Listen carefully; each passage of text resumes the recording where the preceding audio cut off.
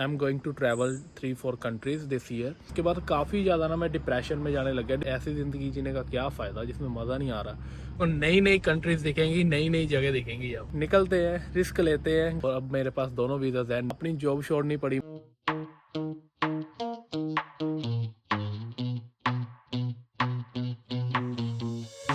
Everyone, मेरे Halifax में बस 5 दिन रहते हैं, गिन के 5 दिन, क्योंकि सैटरडे को मेरी फ़्लाइट है। सैडली यस, लेकिन एक खुशखबरी भी है कि मैं घूमने के लिए जा रहा हूँ। काफ़ी एक्साइटेड भी हूँ, काफ़ी डर भी लग रहा है, काफ़ी नर्वस भी हूँ, क्योंकि हर किसी का एक सपना होता है जब वो कमाने लग जाए ना, अपने पैसों के ऊपर वो ऐश करे, अपने पैसों के ऊपर वो घूमे, अपने पापा से पैसे ना मांगने पड़े, अपनी फैमिली को ऐश करवाए, अपने माँ बाप को ऐश करवाए। तो ये सारे सपने मेरे भी है। तो फाइनली शुरू करने लगा हूँ अब धीरे धीरे। एनीवेज, आज का ब्लॉग पहले शुरू करते हैं, फिर इस पूरे ब्लॉग में आपको सारा कुछ डिटेल में बताता हूँ। Anyways, welcome back to Kanda blog. You नए आए हैं, मेक श्योर चैनल को सब्सक्राइब करना, वीडियो को लाइक करना, कमेंट करके देना कैसे लगी video. Let's start this beautiful day with this beautiful blog. काफ़ी टाइम से मैं एक चीज़ सोच रहा था कि कहीं निकला जाए, कहीं घूमा जाए, कहीं बाहर जाया जाए। और काफ़ी टाइम से ये अपनी चीज़ को टाल भी रहा था। टाल नहीं कह सकते, मतलब कोई आप कह सकते हो कि कुछ चांस ही नहीं बना। और बहुत कुछ हुआ पिछले कुछ महीनों में, बहुत कुछ, मतलब फ्लाइट्स का चक्कर पड़ा और फ्लाइट करवा कर कैंसिल भी कर दी। कनाडा से कहीं और जाना था पहले, वो भी प्लान कैंसिल हो गया। फिर अभी कहीं और जा रहा हूँ मैं, जाना कहीं और था। तो बहुत कुछ हो गया बीच में, लेकिन आपको सारा कुछ आज के ब्लॉग में डिटेल में बताता हूँ कैसे क्या हुआ। लेकिन अभी शाम के 5:30 हो गए हैं और अभी आप बाहर देख सकते हो धूप निकली हुई है बढ़िया। लेकिन बहुत जल्द इस ब्लॉग के बाद ही, बहुत जल्द नहीं, इस ब्लॉग के बाद जो अगला ब्लॉग आने वाला है ना, उसमें बिल्कुल कुछ नया शुरू होने वाला है। और हमारा नया ट्रैवल शुरू होने वाला है। आपको नई नई कंट्रीज दिखेंगी, नई नई जगह दिखेंगी अब। और मैं भी पहली बार ये वाली सारी चीज़ें एक्सपीरियंस करने जा रहा हूँ। सो make sure please hit the subscribe button. और हाँ, एक और चीज़ मैं आपको बतानी भूल गया, मैंने अपनी जॉब भी छोड़ दी है इसी चक्कर में, जो मैं अभी करने जा रहा हूँ। तो अभी बस आप ही एक मेरा सहारा हो। Make sure to hit the subscribe button और लाइक जरूर दबा देना। तो अभी सुबह हुई है, सुबह के 8:15 हुए हैं। आजकल मैं टाइम से उठ जाता हूँ क्योंकि मैंने अपनी जॉब भी छोड़ दी है। और जब काम करना होता है तब बंदे की लेट नींद खुलती है, लेकिन जब जॉब नहीं ना होती तब बंदा सुबह सुबह उठ जाता है। ऐसा नहीं है कि काम नहीं कर रहा अब, और साथ में बहुत कुछ होता है करने वाला, लाइक यूट्यूब की वीडियोज़ एडिट करना, बनाना, और बाद में इंस्टाग्राम की वीडियोज़ बनाना, उनको एडिट करना।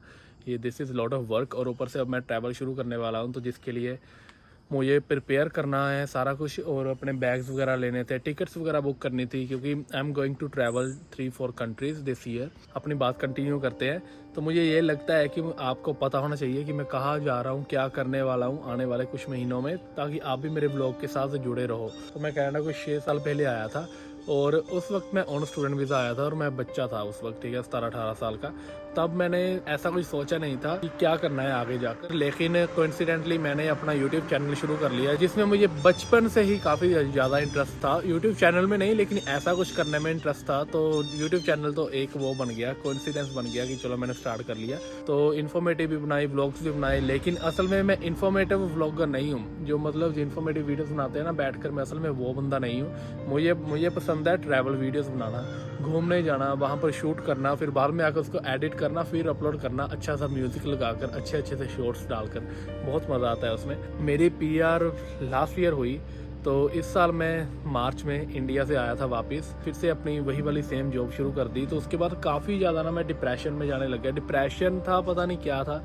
एक तो हम इंडिया से वापस आए थे 4 महीने लगाकर, और ऊपर से यहाँ पर आकर एकदम से जॉब वगैरह शुरू कर दी फिर वो सेटिंग नहीं आ रही थी। तो दिमाग में बस यही चल रहा था, यार मज़ा तो आ नहीं रहा, ऐसी ज़िंदगी जीने का क्या फ़ायदा जिसमें मज़ा नहीं आ रहा।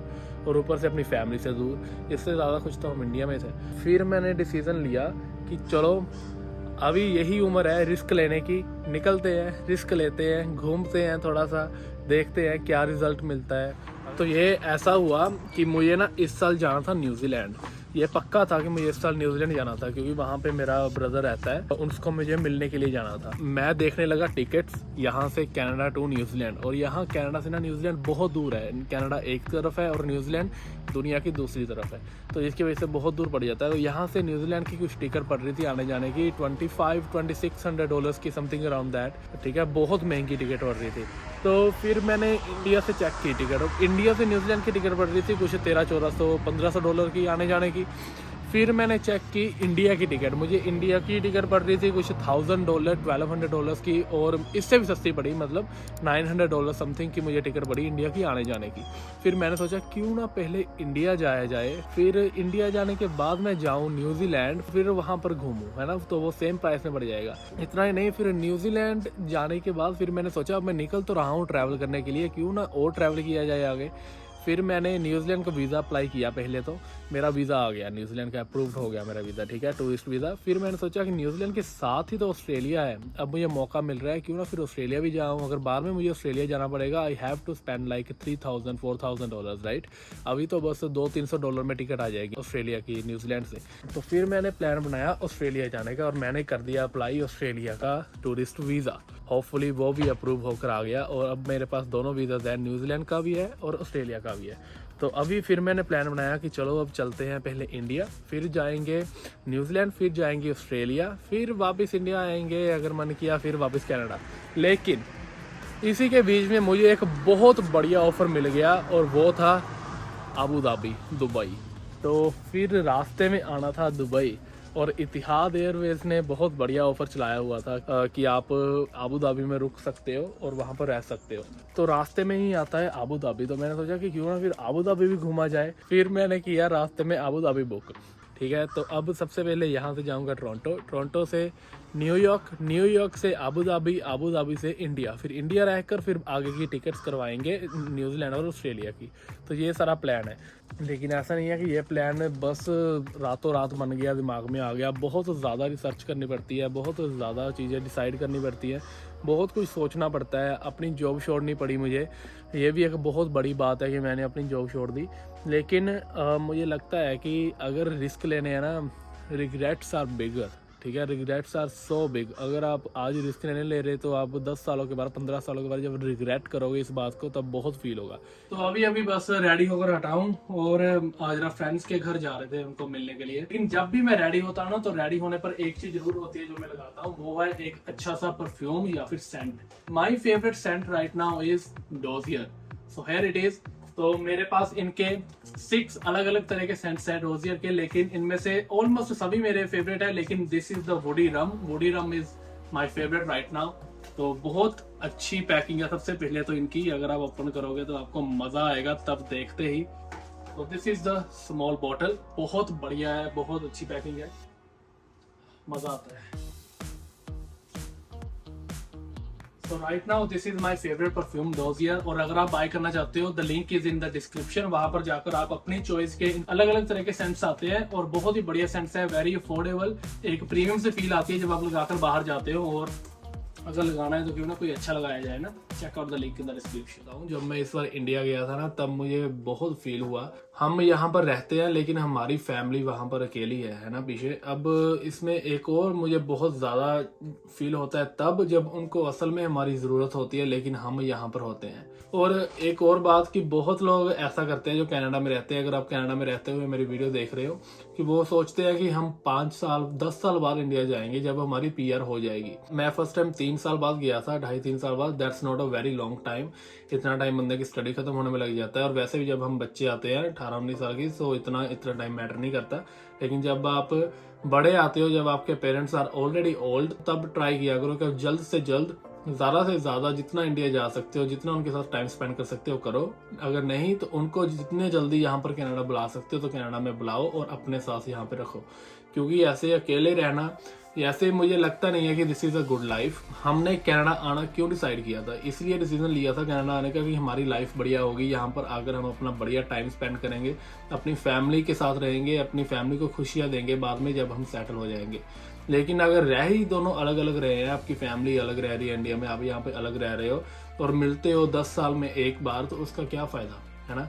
तो सोचने की थोड़ा प्रैक्टिकल ही होकर जब हम सोचते हैं ना इस बात को कि कितनी उम्र निकल गई है, कितनी उम्र रह गई है, कितना टाइम पीछे रह गया है, और अगर कैलकुलेट करते हैं तब पता चलता है कि यार हमारे पास तो बिल्कुल भी टाइम नहीं रहा।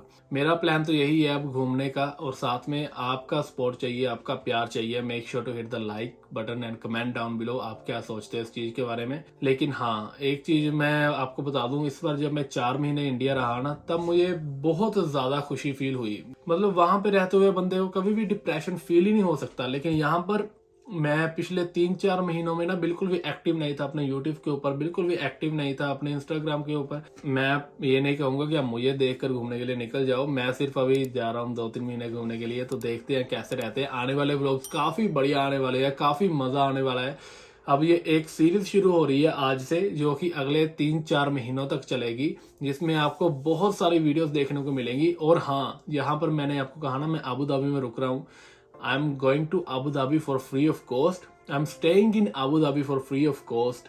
लेकिन वो कैसे, और वो भी सारा कुछ कनाडा का पीआर होते हुए मैं अलग अलग कंट्रीज घूम रहा हूँ। मेरा इमिग्रेशन प्रोसेस कैसा रहता है एक एक कंट्री का, मैंने अपने वीजास कैसे अप्लाई किए न्यूजीलैंड ऑस्ट्रेलिया के, मैंने उसके कितने पैसे पे किए, ये सारा कुछ आपको आने वाली वीडियोस में पता चलेगा। So make sure don't forget to hit the like and subscribe button, अभी के अभी बटन दबा दो नीचे, ताकि आने वाली वीडियोस में आप भी मेरे साथ जुड़ सको मेरी जर्नी में।